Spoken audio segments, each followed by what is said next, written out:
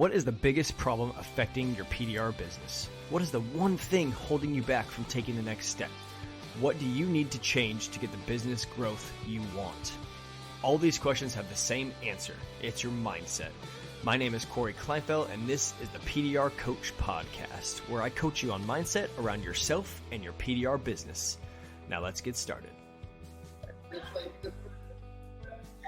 Welcome back to the PDR Coach Podcast. Today on the show, we have someone who has been in PDR since 2013, has tried to add every other automotive appearance service, but they haven't all worked out until now. Welcome to the show, Ryan Brewer. What's up, dude? Thank you, buddy. What's going on? Sitting in the lobby of my hotel, just like my last podcast, and hopefully the noise isn't too bad for you guys. I don't have my fancy podcast mic, but making it happen. So here I am. Good. Thanks again for coming on, man, taking some time out of the day. How I start every podcast, because I'm curious about it. How did you find our weird little PDR niche? How did I find it? How did you get into PDR? Okay. So random. So I worked for a guy who owned one of the original Dent Works in New Orleans. I used to paint cars for him for Enterprise. Yeah, we did a lot of that for years. I did that for a very long time. So I was in front of PDR most of my life, and because I started that when I was 15 years old. And I always asked the guy to train me, how to do paintless tint repair, and he never would. Like, he was, give me $200,000 and all this, Chris, sign all these papers, and I was like, I'm all right. So that's when I ran into Mike and John Hiley and started my adventure with that. Where'd you Luckily, run into them? Through Dent Trainer, and then I always talked to Mike. I was like, man, I want to come out there and train and do all these things. And I just owned a body shop at the time, and luckily I had that because I messed up so many cars training myself that I could paint them. Everything came out great, and it was all Enterprise stuff. So it was right. They never had a clue, so it all worked out, and it pushed me to be a really good technician. So did you leave the guy you were working for painting bumpers and start a body shop? Yeah, that's exactly what happened. I had an Enterprise contacted me and said, if you go open up a body shop in Lafayette, we'll change your life. And I was like, you ain't gonna ask me twice. So I did it, and it was probably the worst mistake, but the best mistake I've ever made. So so basically they'd be like, hey, I need you to fix this door, and you'd be like, let me see if I can PDR this thing, and you'd mess with it for a few hours. It was beat stuff. It was door. Well, yes. We started getting the beat stuff in, but I couldn't even fix door dings back then. So I would try to fix a door ding, crack the paint, jack it all up, and I'd hurry up, Bondo it, paint it, and then paint whatever else we had to paint at that time, and just push it out the door. So I see. You wouldn't be fixing the stuff you were there to fix. You'd fix the other door and then paint it all. until I could fix it all, which took quite a few years for me doing that, which was good. Okay. That's pretty awesome story. That's a good way. I mean, it's a good way to learn, though. You just basically school of hard knocks, a little bit of dent trainer. That's been my whole life. So we'll get on to the hard knocks and all the other services as well. Oh, that's awesome, dude. I'm focusing a lot on adding services to PDR business. Just the multiple service option kind of seems like where people are going, especially opening up a shop in an area that's not going to get hail every year. Really tough to do when it's just PDR and build a business off of it. I mean, you can be successful fixing your own dents. Obviously, there's enough money to make yourself. But you told me before we hit record that you've added every other service you can think of, but they haven't all worked out. So, start with the first one. What'd you add? I started. So when me and my brother owned the business in 2000, since I bought him out in 2016. So we shut our body shop down, and we had all the equipment. So I said, let's, go back to where we started and throw a trailer together and get some stuff on the road for the dealerships, because I wasn't in the dealerships at Dents at that time. So I put a trailer together, and if anybody knows Lafayette is not one of those towns where some outsider can come in and just start doing work for dealerships, because they're so loyal. They told me to kick rocks all day long. So I thought that would be my end for dents, and it wasn't. So with that, obviously trying to find employees to do that type of work, I thought it was so easy for me because I could do anything on a vehicle. Like any service type besides mechanical, I can do it, and I've perfected, most of them to an extent where I can make money. Yeah. And just finding employees to do that, I think has always been the hill that I can't climb, So, so what'd you add? You added first bumper painting because you're bumper painting, I've been touch painting up bumpers for 20 years. Yeah, I thought it was going to be like home run, easy to go. Yeah. It wasn't. So we And did that. Was it just like the dealer, like the stereotypical like Southern connection that these guys had together, and like some dude comes from New Orleans. I came from New Orleans, so and they were like, I'm from 2 cities away. Yeah, damn, that's not even like you came from New York or something trying to go down there, and you still couldn't. Like, yeah, fascinating. Are you a Lafayette citizen now that you can go get dealerships? Or do I'm you a celebrity. I'm a celebrity in Lafayette now. Oh, that's awesome. That's pretty cool. So I found my niche. My niche was I looked at the 2 other dent guys in Lafayette and noticed that they only fixed door dings, and like they wouldn't touch stuff on body lines. Mm-hmm. So I looked at my brother and said, I got to learn how to fix the nasty stuff, So I would go into a dealership, and just like Mike and John used to teach me, I don't want to be the first call. I just want to be the next call. Mm-hmm. And those guys wound up being really old at that time. So I kind of moved them out and got into fixing the big nasty stuff. And now we service almost all dealerships in the next 3 cities from us. So that works out good. So bumper painting, touch up, couldn't get in the dealerships, and couldn't find people to work for you. Yeah. So windshield repair, we started doing. I taught a guy how to do interior repair, and just the logistics of all of that. I was to the point where I'm like, it's not worth the time and money that I'm having to put into it. So I'm just gonna let you go do this on your own. And he's doing really well. He services a ton of dealerships. He does awesome. Really well. So I'm happy for him.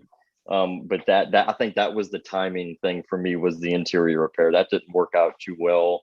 And then we had the brick and mortar shop where we tried all those same things with ceramic coating involved. We did PPF, the paint protection film.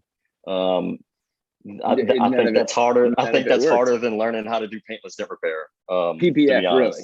Oh my God. Dead serious? I went to the training for 3M in Houston and came back, and I was like, man, this is going to be no problem.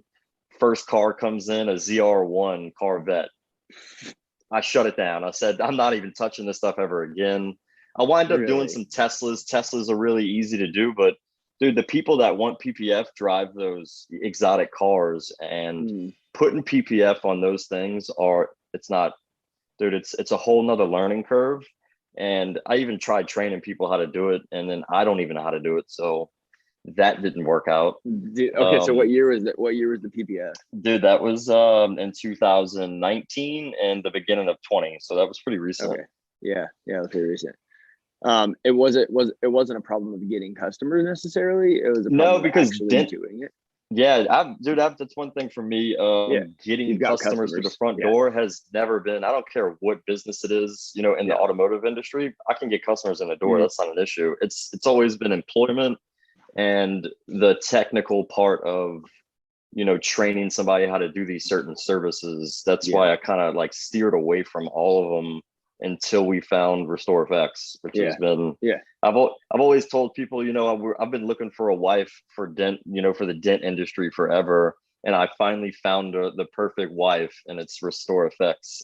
Yeah, dude, for sure. I mean, that's a good way to say it, because I've been saying something similar all week, not with the wife analogy, but I might steal that now. Because it's true. I mean, we've been around for 30 years. My dad started in 91. Actually Dent Pro, we're both Dent Pros. We're just California, not USA. We went small. But so yeah, the Dent Pro, we used to paint bumpers for Enterprise for a long time.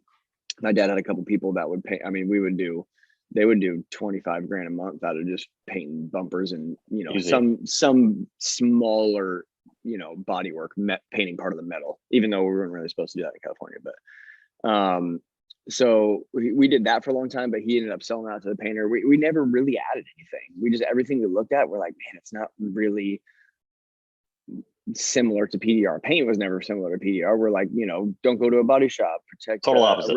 original, paint on your vehicle, yada yada. And they're like, oh, we can also paint it though if you and just never felt right. No, I hated it. Yeah. And so I'm actually up here right now for those are the people that listen to my podcast know I'm doing RestorFX. I had one of the RestorFX guys on my podcast. I've had other people doing RestorFX on podcasts, and now I'm here now getting trained. This is my Friday morning, and I'm here on my last day to get trained. But yes, it is the perfect marriage between the two. I have my opinions on it, but why do you think that this product works well with PDR, or fits well in the mind with PDR? Employees. It's super simple. No, that's just the beginning, right? Yeah. We've always been looking for something that you can create a business or add a service to your dent business, and it's going to kind of run itself, because obviously when it's taking your time is worth way more than anything that you can, give to RestorFX. So with RestorFX, the learning curve is very short, and the quality and the finish that you can get out of RestorFX is something that blew my mind. I didn't believe it until I saw it. And that's what you hear Ryan, you hear Alex say the same thing all the time. This is definitely something you have to see to believe. We could only tell you so much. And the RestorFX, the first panel I saw in Bellingham, I pulled my checkbook out and was like, y'all can have, you give me the number, you can have it, because I've never seen this. I've never seen something like this come out that great. So the quality, because we're already in the car industry and we're fixing vehicles, obviously if customers want their dents fixed, they want their cars to look nice, obviously. So we've always tried to get into the paint correction and the ceramic side of it. And same thing, employees are hard to find. And then when you do train somebody, you have one tiff with them, and they're going to go open up their own ceramic business around the corner. And the ceramic coating that you're selling, that company is going to sell it to them as well. Yeah. So the proprietary side of RestorFX was literally the main reason why I went with them, because we're not going to have any competition. And I don't think that there's anything out there. I don't know if ever will be, but I think that this is a thing that's going to stay and be that way for a very long time. So yeah, and I totally agree that I followed them. I saw them at MTE in 2020, the last one before pretty much the world shut down. And I was like, that's pretty fascinating. I kind of follow them, but like their progress from even that point to where I signed up with them a few months ago was drastic, in my opinion, following them online and seeing the changes they made and stuff like that. But the business model is fantastic. Yes, the proprietary, like, let's license out particular areas and then they won't license to someone else in that area is huge. Right. But then I heard them during the process, they started calling it paintless clear coat repair, which I think is a new term for them. Yeah, you could thank Paul Corden for that. Shocker. Shocker. the inventor of the first of everything. I know. Great. Yeah, I love Paul. I know. Paul's one of the best. So then they said that, and I'm like, oh, that's good. That makes so much sense. I mean, that's like, and then after they said that, I'm like, okay, I'm doing this because it's the closest thing we have to PDR, which is paintless dent repair. Obviously, this is a paintless clear coat repair. So we're not actually repainting the vehicle, and we're not taking away layers of clear coat like a paint correction would do. We're actually prepping the panel, scuffing it up, and then adding clear coat to it, which is the greatest thing. So you're in the same position a lot of people are, that they want to find a scalable business. And quite frankly, PDR is, I don't want to say not possible. It's not to say it's not, no, but yeah, because I don't want to say anything's impossible, but I haven't seen it done. Dent Wizard, but again, Dent Wizard has every service under the sun. So can you scale a PDR business if it is just PDR? I've not seen it happen. I've seen my dad do it up to 12 guys a couple different times, but here we are 2021, there was a few people working for the business. Everybody left, right? So can you scale and sustain? That's the, and the guy who started Dent Pro back in the early 90s had 20 some odd guys at one point, but it has 0 now. So can you grow a PDR business and sustain it for a long term? I haven't seen it happen without adding a bunch of services. So that's where you are. So how have you seen, you tried all the other ones, PPF, bumper painting, et cetera, and it didn't work. You did this one, what, a year ago you came up here for training?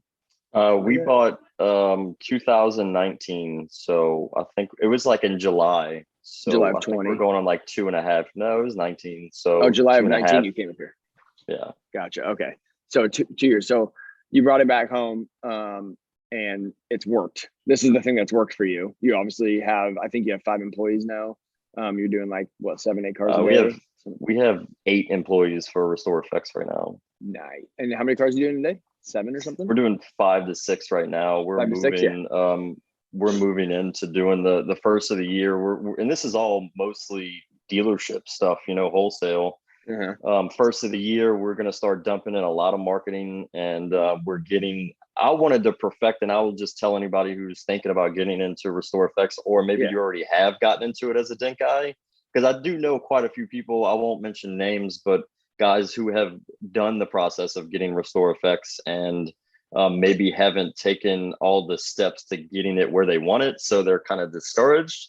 So there's a couple things of advice I would give you. And I would say, listen to Alex and Ryan and all the guys, the processes and everything that they tell you to do. If you do them, it's going to work, man. We're in 45 different countries.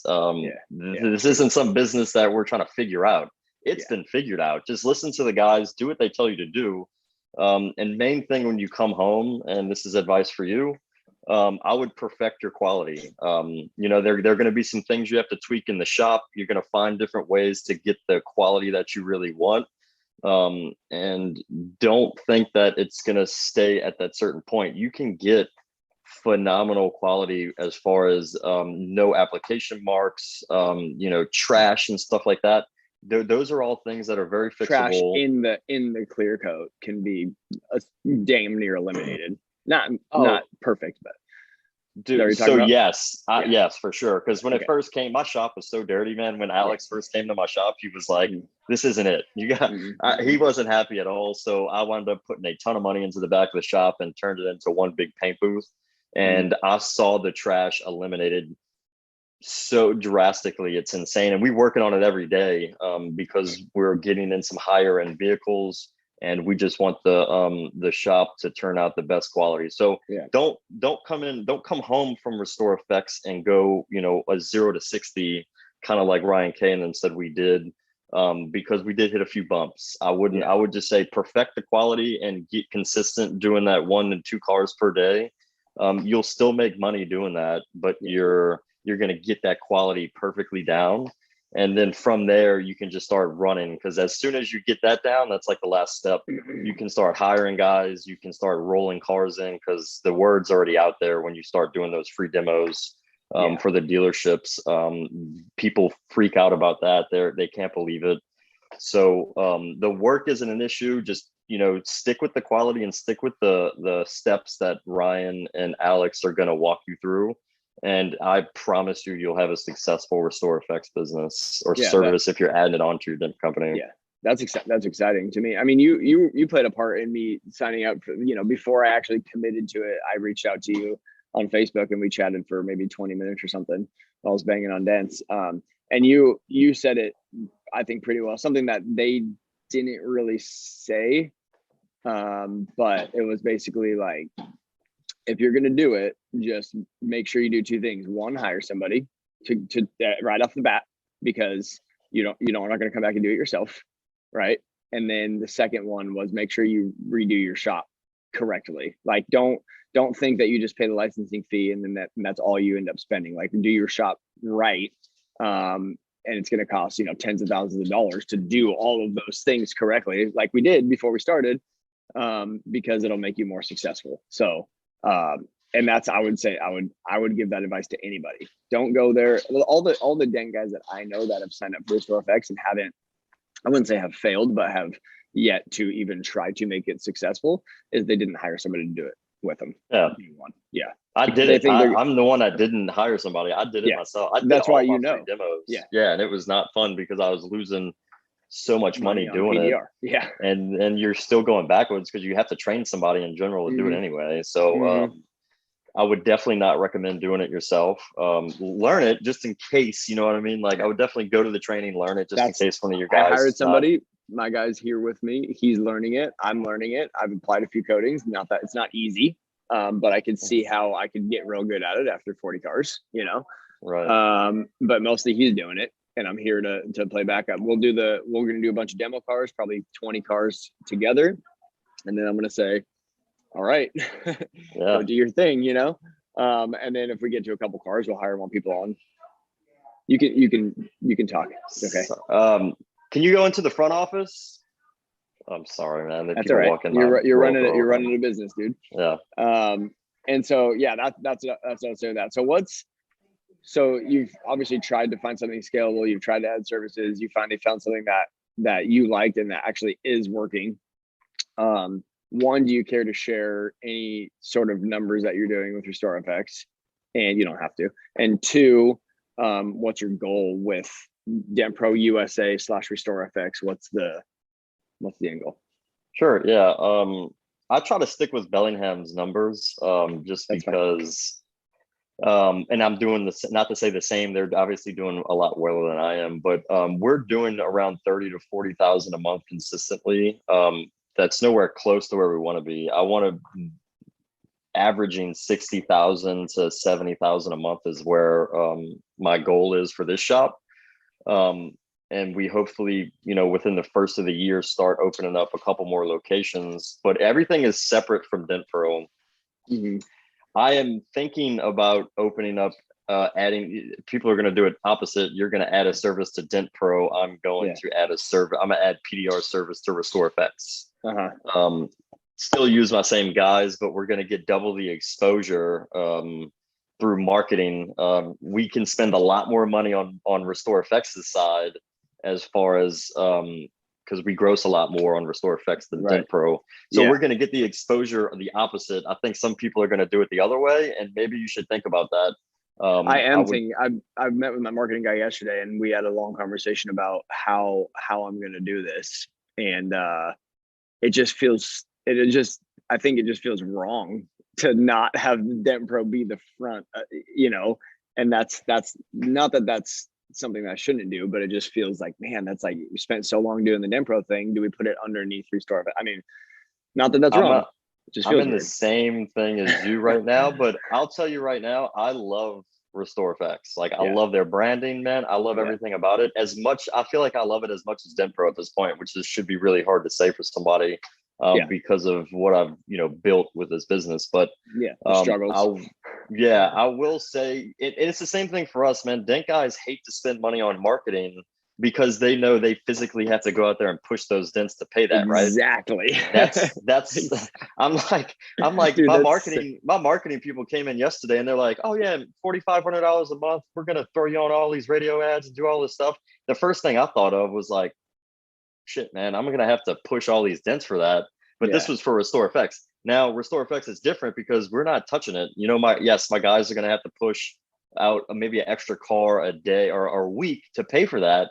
And I'm like, you know what? I'm not doing the work. Let them do it. Literally the definition of scalability. Like, can you spend money on marketing and be able to have the labor and the resources to do the work effectively? That is the hardest part of PDR. Like, if you're running a PDR business that you're doing consistently 16 to 20,000 bucks a month between wholesale and retail and stuff, like, why spend money on marketing? Literally, because you're not going to it's very difficult to get a 10x return. If you're not getting a 10x return, you're losing money in theory. Cause like in the theory of like, if you're going to spend $1 on marketing, you should be able to take the marketing dollars, give the work to someone else and make money on that. And in PDR, I've yet to find a consistent way to do that. Unless it's with hail, you know what I mean? Like, unless it's with hail. You got hail. Hail is the definitely the other guy. But that's why I've never wanted to spend crazy amounts of money on marketing because of that reason. RestorFX is different, man. If you're ready quality wise, appearance in the shop is ready, dude. I say dump in as much as you possibly can on marketing, because it's gonna pay off.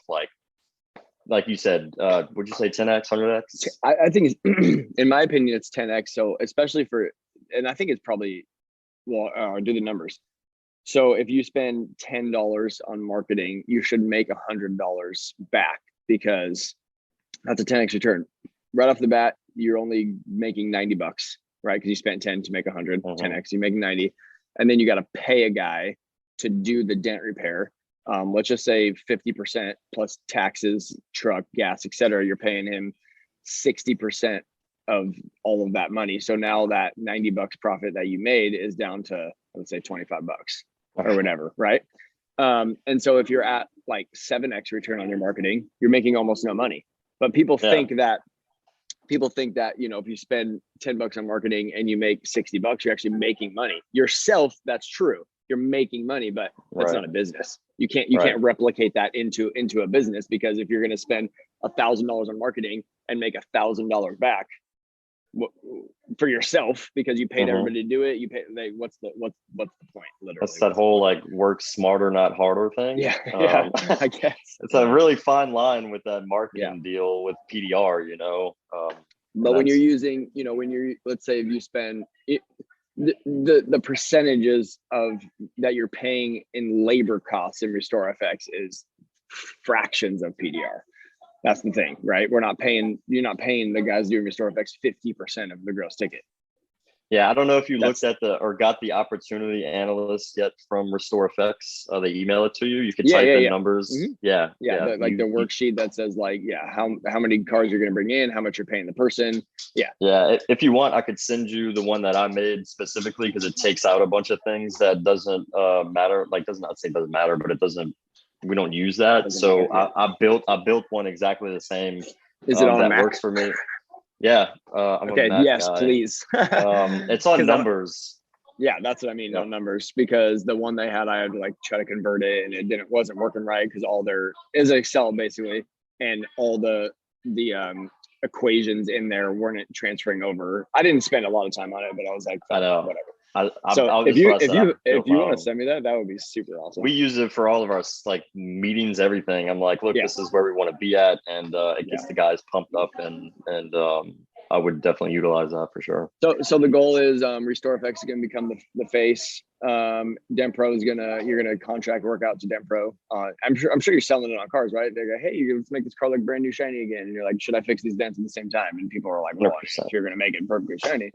Especially because it's funny too. We've done like 4 or 5 cars up here, and you put RestorFX on the car afterwards, and like the dents are just like, I don't know how you can't see them. I know that I'm like I can't not see a dent if I tried, but I'm like, after this, I'm like, even customers that never noticed them, you got to see that, right? You got to see these dents. It's like putting a light on it, is what it is. You know, it actually, that's very good. Yeah, it is putting a light on it. So that's your goal. RestorFX, DentPro USA is kind of helping RestorFX as its own separate company that you own both of. What's the goal? Do you want to grow it to a $50 million business? Do you want to sell it? Do you like what is your thought process on that? You don't have to share. No, I can, man. Okay. I definitely, this is a sellable business for me, and this is my retirement. You know, it depends on whether I have a partner in RestorFX as well, and we both have young kids. If we can get them to work in the business, because this is mailbox money, if you can get it to run right, and you could open up multiple locations. I would, definitely hand it down to the kids and do those things. But I guess when that time comes, because we've already gotten offers to buy out or sell out, and we've kind of turned them down just because of numbers and stuff like that. But that's the thing, is this is that's pretty PDR, impressive, dude. Sellable. 2 years into, we've been 30 years in business, and no one's ever offered to buy our dent company. And it's like dents. When a customer watches you push a dent, they're instantly like, oh, it looks so easy, I can get into it, make all this money. The RestorFX is the same way. Like, people see how fast we did their car, or even the dealerships and those guys, and they're like, he holds the key, because it's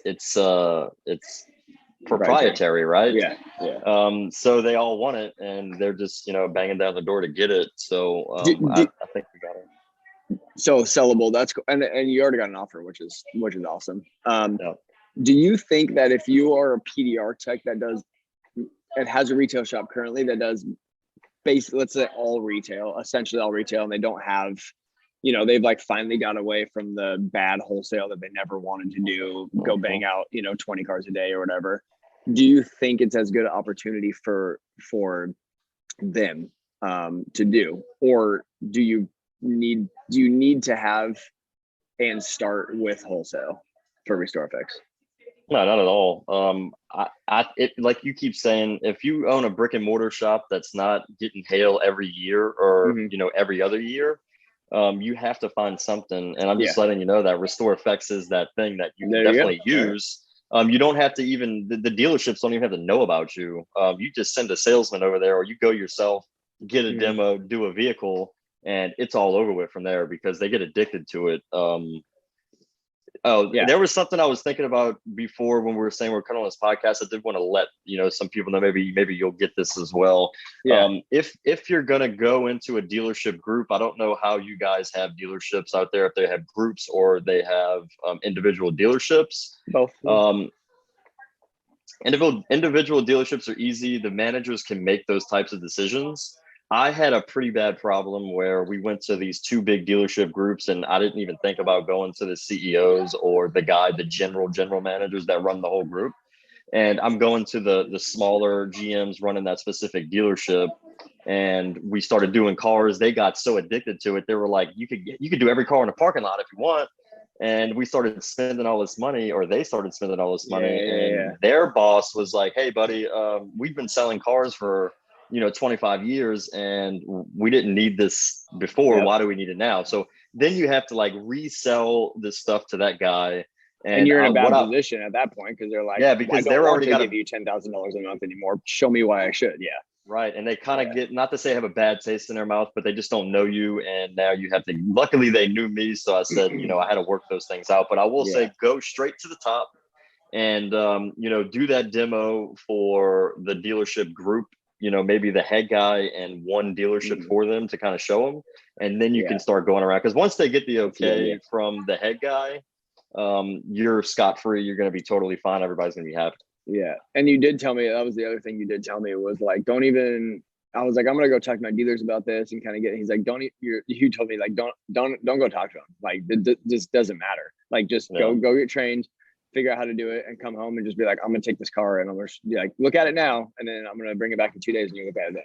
Yeah. And I'm like that. Because you ever had two salesmen trying to sell each other something? Yeah. It don't work. Because one salesman thinks he's better than the other, man. It's like that's the way of the world. But so you're like, see how shitty this car looks, and then you bring it back and you're like, bam, shiny, and they're like, oh, okay. Yeah. I can see a couple cars right now. Yeah. I'm like, I'm not gonna sit here and try to sell you on this stuff. Yeah. I just got to show you what it is. And then I give them the pamphlets, do all the things, because they'll start reading it after you leave. Yeah. And dude, when you come back with that demo, dude, it's unbelievable. The response that you get. Dude, the salesmen are out there taking pictures of the car. They're throwing it on Facebook. And then he sees that and he's like, I couldn't get these dudes to do this shit ever. Like, you had to get a Lamborghini in there for them to take photos and put it on their Facebook. Now they're doing it with a Ford Fiesta. Yeah, dude, it's pretty funny. Like the shine that it has is like definitely unbelievable, dude. It's like a moth to light on it. It really is. Like I catch myself even when like I just do my first few and I'm like taking videos of it and stuff. I'm like, damn, this is like, it's pretty impressive, honestly. And like you have to see it. You're like, wow. Yeah. Well, a lot of people are going to ask about longevity. Like, oh man, what's it look like? Every morning that I pull up to my shop, my manager for RestorFX, Cameron, he did his BMW, and he's got a black BMW with some metallic in it. I swear to God, every morning I roll up to the shop, I'm like, this dude's car looks so damn good. And it's been like that for like 4 or 5 months. And it's only RestorFX. He doesn't even have ceramic on it. He just has it RestorFX, and he does a little spray, number one spray polish or whatever that was. Yeah, and dude, his car looks so good. Yeah. So do you do a lot of ceramic coating? We're starting to get back into it because a lot of my prior customers, we've had such a bad experience with all the ceramic coating companies and their warranties. I've lost a ton of money on customers, selling them on what the company is telling you to sell it on, and then they come back and you're having to redo these cars for no money. Then you're paying a guy commission to redo those cars. So yeah. It was terrible. So we're getting back into it where we're doing about 1 to 2 per week, as much as we can. But the first of the year is where we want to go. We want to move into that ClearFX Royal program for the dealerships and sell that in the F&I stuff. Yeah. That's it's so good, dude. I did one presentation for a dealership, and it's a big group, and we're starting at the first of the year with those guys to start rolling that out on all their inventory. So nice. I love it, dude.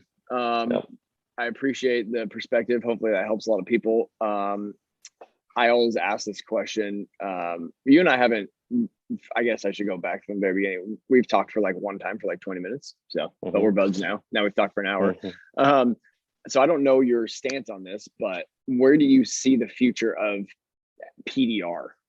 Like, let's say 10, 20 years down the road, what do you all think guys that? I do. Yeah. Oh, dude, this is a tricky situation. I don't know. To be honest with you, I have no idea because I'm starting to see, I'm a very gullible person to a certain extent. And I've seen this industry do some very weird things. When people said the PDR industry was cutthroat and all these things, I didn't think that. I was like, man, it's so lucrative, or it's such a small knit industry. I've just seen some really bad things go down, and I don't know what to say about the training and how many people are getting into the industry. So to answer that question, where do I see it? I don't know. I just know it's not scalable. I'd hate to answer that question and come up with some total bullshit, but I really don't know. I don't know what to say about it. The only thing is I knew that I had to find, obviously it's all I had to find a whole nother avenue. Like, do you think, so do you think that the future PDR industry is like people adding services to their business? Do you think that cars are going to change to where you can't fix them anymore? Are they going to be all, like, I'm just curious, like, what do you think, like, because our industry is such a unique, people thought that Saturn was going to put us out of business. It didn't. People thought that aluminum was going to put us out of business.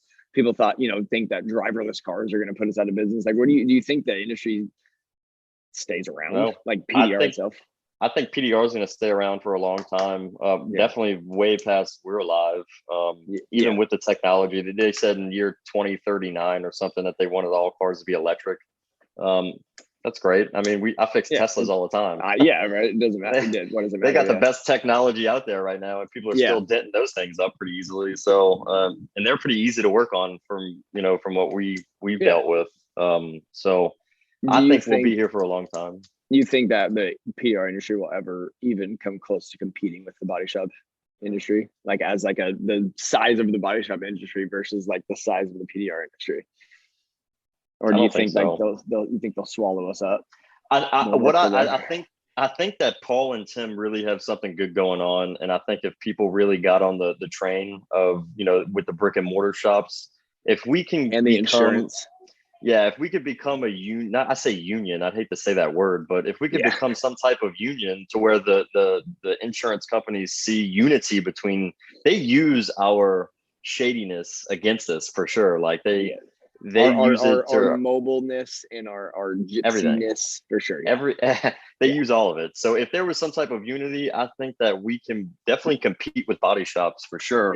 It's definitely going to take a lot of people coming together and really doing that. That's where I would love to see the PR industry go. I'd love to see it stick around, and I love shoving it up body shops' asses whenever we can.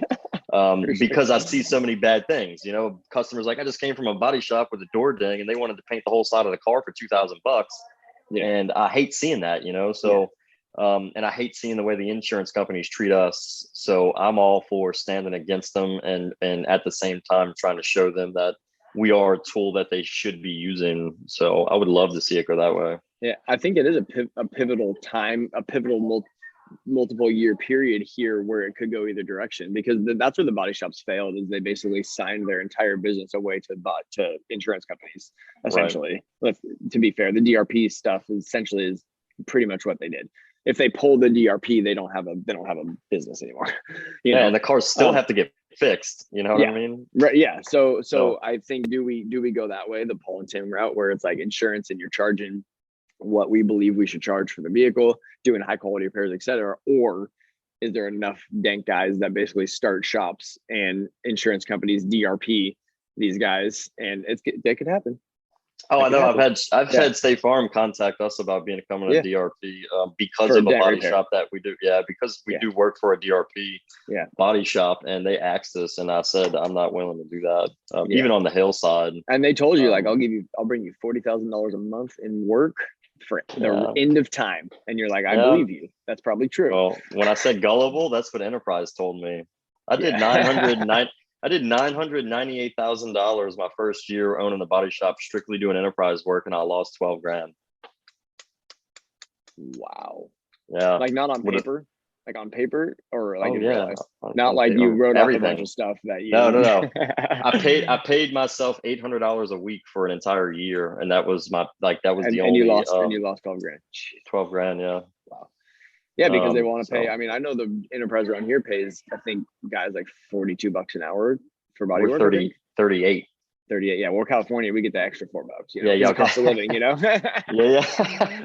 But dude, still, like with that, we lost so much money. I'm like, they told me we're gonna change your life. You know. Yeah. You changed my life. Yeah. I learned a lot from you, and that's the same thing with DRPs, man. Don't do them.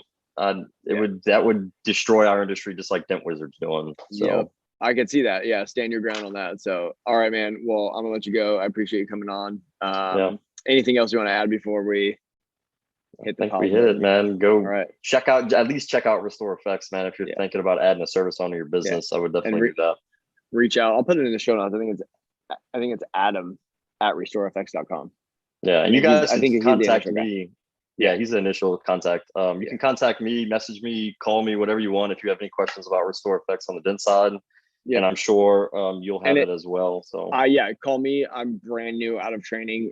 I'm still in training, literally. My last day is today that I'm recording. And then you've been 2 years in, but yeah, you and I, and that's true, because I literally have never met you my whole life. I messaged you on Facebook Messenger, and we talked like literally 10 minutes later or something like that. I remember I was like, hey, what's up? Can we talk about RestorFX? Like, yeah, I'm heading home, call me. And we talked. So you're open to it. It's not just like it. And you guys know how to contact me. So thanks for coming on, brother. No problem. Thank you for listening to another episode of the PDR Coach Podcast. If you got any value from this podcast and want to do something for me, then the best way to do that is to subscribe to the podcast and give me a rating and review. If you want to know more about me, then you can find me on Instagram by searching for the PDR Coach, or find me on my website at coachcoryk.com, CORYK.com. Thank you for listening, and I'll be back next week.